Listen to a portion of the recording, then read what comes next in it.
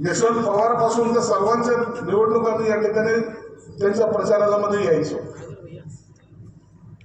फक्त प्रचारालाच यायचो नाही तर या तालुक्यामध्ये जेव्हा जेव्हा दंगली घडल्या त्या टायमाला सुद्धा मी यायचो. आज संभाजीनगरहून निघाल्यानंतर मी कन्नडला चाललो, त्या सगळ्या आठवणी माझ्या डोक्यात होत्या. काही माझे जुने मित्र भेटले, त्यांनी सांगितलं की बाबा तुम्ही साहेब तुम्हाला आठवतंय का आपण चिकलठाण्याला सायकलीवर गेलो होतो, हिवरखेडची दंगल झाली त्या टायमाला आपण सायकली घेतल्या होत्या, तिथून कन्नडहून आपण तिकडे 10 किलोमीटर तिकडे गेलो. मला सर्व आठवतं, मला सर्व लोक सुद्धा आज माझ्या सोबत आहे. शिवाजी कधी आमच्यापासून सुटला नाही. मधल्या काळात गेला होता तो भाग वेगळा. अवचित वळवळच्या गावाला गेलो, पहिल्यांदा त्याला मी पंचायत समितीचं तिकीट दिलं होतं, त्या गावाला पंचायत समिती सदस्य झाला.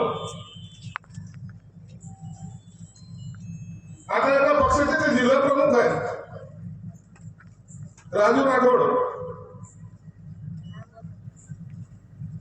त्या सोयगावला बोनोटीच्या सर्कलमध्ये आमच्या सभा असायची ना, राजूच्या डोक्यावर गॅस बत्ती असायची.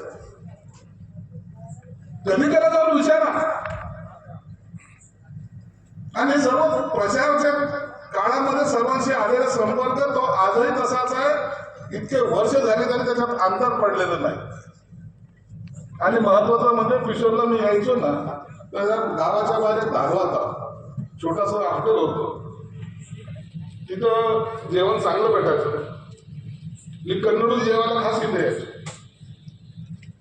म्हणून नातं हे आमचं पहिल्यापासूनच आहे. मी पालकमंत्री झालो, संजनाताईंनी मला सांगितलं,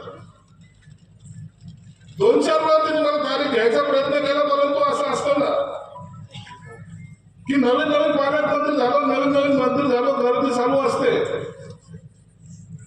आणि मग या गर्दीमध्ये आपल्याला द्यायला वेळ नसतो. त्या वेळेमुळे तिचा कार्यक्रम दरवेळेला पुढं जातो. आज मी मनाची खुणगाटच बांधली, काही असेल तर आपल्याला आज कन्नडला जायचंच. कन्नड हा असा तालुका आहे.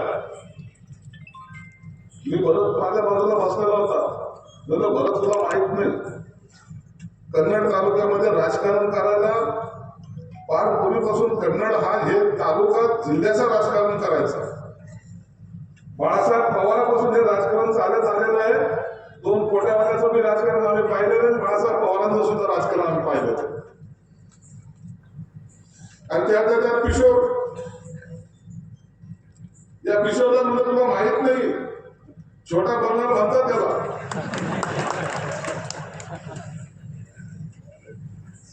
त्याला काय माहिती कोण कुणावर कधी जादू करेल ते भरोसा.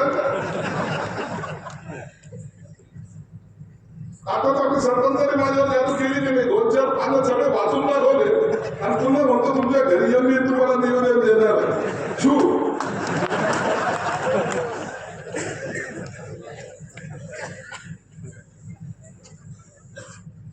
मागितलं तर कमी नाही, आणखी मागायचं आहे. या तालुक्यामध्ये सर्व एक मी पाहिलेला आहे जिवंतपणा. काही असं मला तो आवडतो. संजनाताई साहेब भाषण करताना मी तुझ्याकडे आवर्जून पाहत होतो की ही काय बोलते का. तिने कुठेही कुणाचाही उल्लेख केला नाही. कुणी त्रास दिला त्याचा शब्द सुद्धा काढला नाही. आयुष्यामध्ये मोठं होण्याचं हेच लक्षण आहे.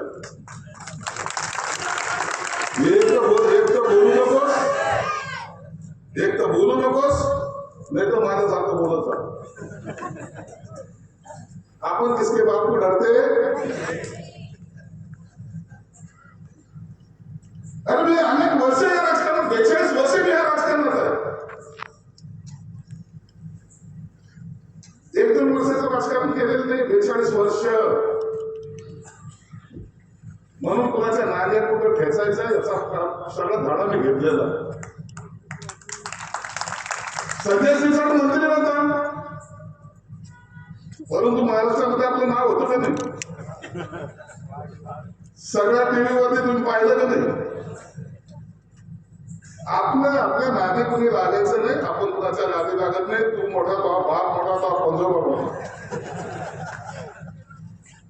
आणि हानीच करेल असं म्हणलं तर मग मागून आपण जे काही देतो ना फटका, तर नंतर त्याला कधी दिसू देत. मला काय करायचं, आम्हाला काय करायचंय? आम्ही जेव्हा उठाव केला त्या टायमाला अनेक लोक होते. हा तुमचा मागचा आमदार बी आमच्या बरोबरच होता. ऐकलं नाही, येड्याने गेला घरी.